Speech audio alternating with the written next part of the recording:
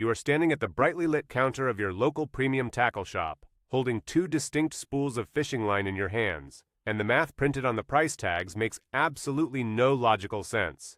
In your left hand is a standard everyday spool, priced at a modest $25, while in your right hand rests a heavily guarded tournament-exclusive package, wrapped in holographic foil, demanding nearly $90 for the exact same 200 yards of material.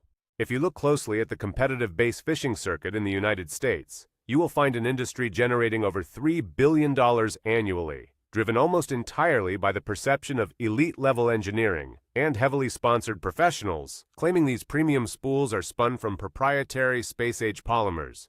The professional fishing industry wants you to believe that tournament-grade lines are manufactured in restricted, specialized facilities, utilizing secretive molecular formulas completely unavailable to the general public. In reality, the specialized media and corporate sponsorship networks deliberately obscure the true nature of material science and chemical extrusion to keep everyday anglers paying a massive premium for structurally identical materials. Today we are going to look behind the curtain of 6 specific tournament-exclusive fishing lines, counting down from 6 to the top 2, to reveal the actual engineering processes, the industrial manufacturing realities, and show you why only 2 of these brands are actually trusted by professionals when money is on the line. Before we expose the exact chemical plants pulling these strings, make sure to hit that subscribe button so you can bypass the marketing noise, understand the actual science of your gear, and protect your hard-earned cash on the water.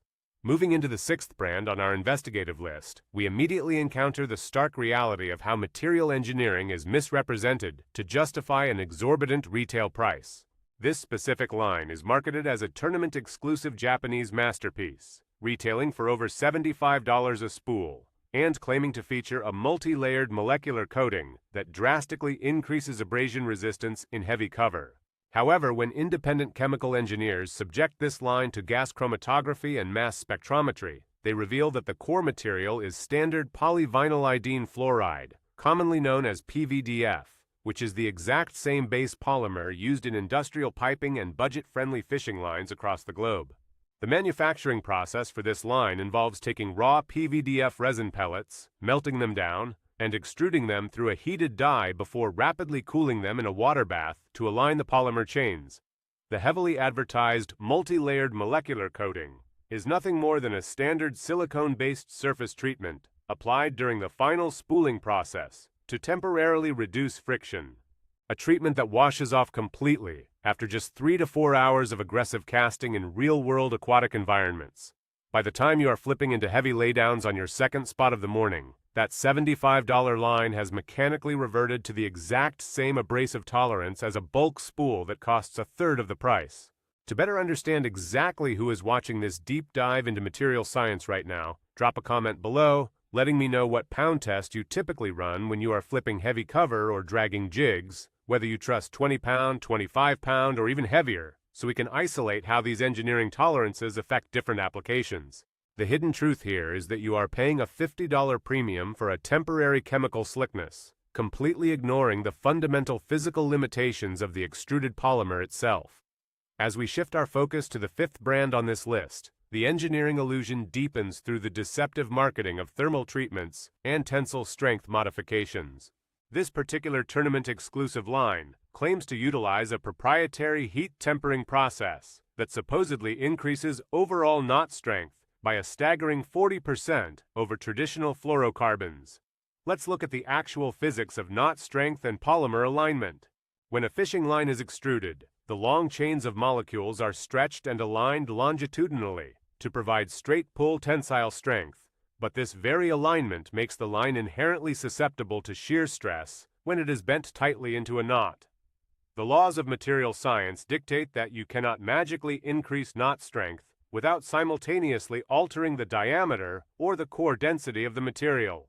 When independent laboratories load this specific line into an Instron universal testing machine and perform a standardized wet knot tensile test using a standard Palomar knot, the line fails at approximately 14% below its advertised structural capacity, mirroring the exact failure curve of standard mid-range lines produced in the same regional factories. The so-called proprietary thermal treatment is merely a standard annealing process used by nearly every major chemical plant in Germany and Japan to relieve internal stress in the plastic after extrusion, preventing the spool from warping on the shelf. The industry hides this fundamental engineering reality because if the average tournament angler understood that thermal annealing is a baseline manufacturing requirement rather than a premium performance upgrade, the entire justification for charging $80 for a spool of flipping line would instantly evaporate into thin air.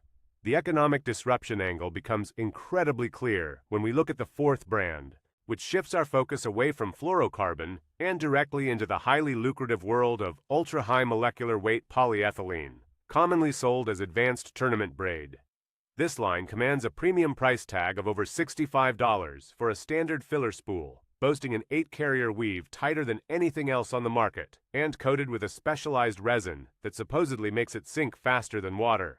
Here is where the numbers get incredibly uncomfortable for the holding companies that own these brands.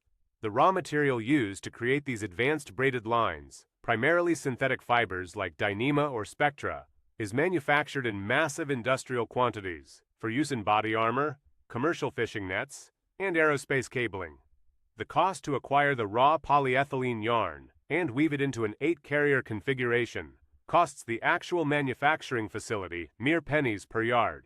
When we examine the specific gravity of polyethylene, we find that it sits at roughly 0.97, meaning it is inherently lighter than water, and physically must float regardless of how it is braided. To circumvent this immutable law of physics, the manufacturer applies a dense polyurethane and tungsten-infused resin coating to temporarily increase the specific gravity above 1.0, forcing the line to sink. However, scanning electron microscopes reveal that this rigid resin coating begins microfracturing and flaking off the moment the line passes through the ceramic guides of your fishing rod under tension. Within a few dozen casts, the line sheds its weight, reverts to its natural specific gravity, and floats exactly like a $20 spool of standard 4-carrier braid. You are paying a massive premium for a temporary physical state that the raw material is scientifically predisposed to reject.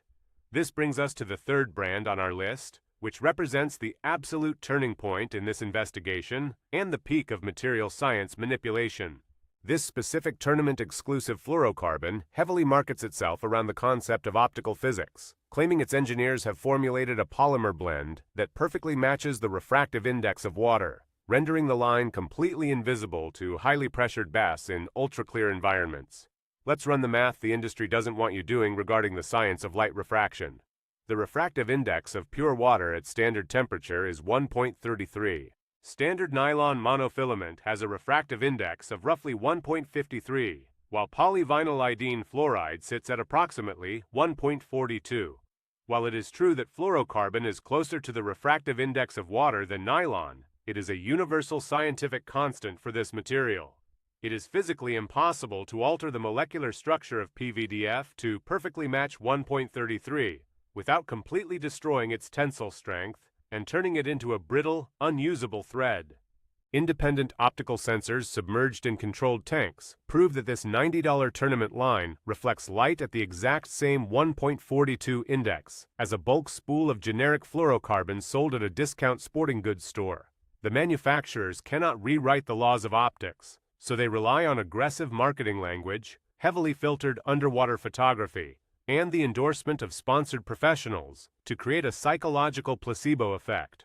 When an angler pays that $90 premium, they fish with more confidence, naturally presenting their bait better, and attributing their success to the invisible line rather than their own improved mechanics. The structural composition is identical, but the holding companies have successfully monetized your lack of confidence in standard optical physics. Fair warning right now, because before we reveal the final two lines on our list, the only ones genuinely backed by real material science and professional reliance, we have to look at how these engineering illusions degrade under environmental stress. And if you haven't yet, make sure your subscription to the channel is active so you never miss these unflinching technical deep dives. The testing methodology used by independent polymer laboratories exposes the ultimate flaw in the premium line market: ultraviolet degradation and molecular fatigue. When we look at how these heavily marketed tournament lines perform, After subjected to accelerated weathering chambers that simulate 8 hours of direct, intense Florida sunlight, the results are staggering. Ultraviolet radiation breaks down the polymer chains in both cheap and expensive lines at a nearly identical rate. That highly touted, expensive Japanese import from the beginning of our list loses almost 20% of its impact resistance after a single full day on the front deck of a baseboat, perfectly matching the degradation curve of a budget-friendly spool. The complex extrusion techniques and fancy surface treatments offer zero measurable protection against the fundamental chemical breakdown caused by UV exposure. The professionals who actually fish for a living know this intimately, which is why they strip and re-spool their reels constantly, completely ignoring the marketing claims of long-lasting molecular integrity. They understand that a fresh spool of a scientifically consistent, moderately priced line will always drastically outperform a structurally fatigued, heavily degraded spool of $100 tournament luxury.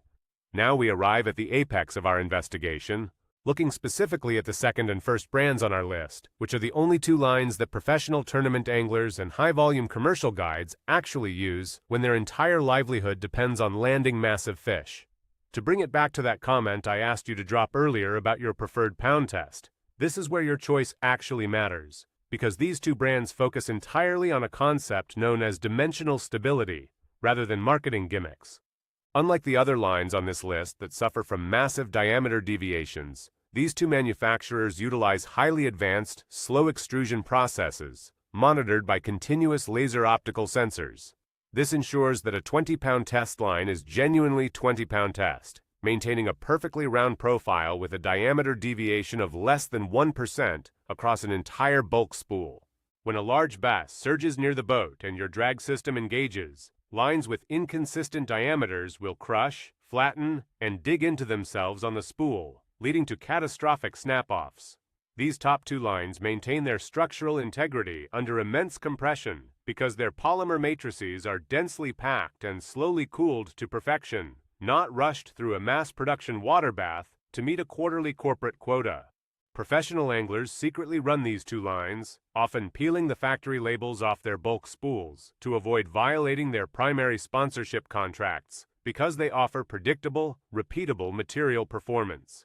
They do not rely on fake refractive index claims or temporary resin coatings.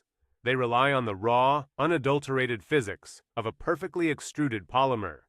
Verifiable in public patent records and independent trade publications rather than deceptive marketing language, the true history of the modern fishing line industry is a story of material engineering consistency disguised as elite sporting luxury. When we look back at the evolution of these products, from the invention of commercial nylon in the late 1930s to the development of modern polyvinylidene fluoride and ultra-high molecular weight polyethylene, the core chemical processes have remained remarkably stable. The massive price inflation seen in the tournament-exclusive market is driven by marketing departments hijacking basic scientific terminology to create artificial tiers of quality. The entire concept of a super premium, impenetrable tournament line is a carefully crafted psychological tool designed to exploit an angler's natural fear of equipment failure, replacing the reality of standard chemical extrusion with a multi-million-dollar illusion. By understanding the true physics of light refraction, the limitations of polymer chains under stress, and the reality of industrial manufacturing tolerances, you can stop overpaying for temporary resin coatings and start making decisions based on actual material science. Make sure you hit that subscribe button to keep exposing the engineering truths the industry tries to hide, and never let a colorful box convince you to ignore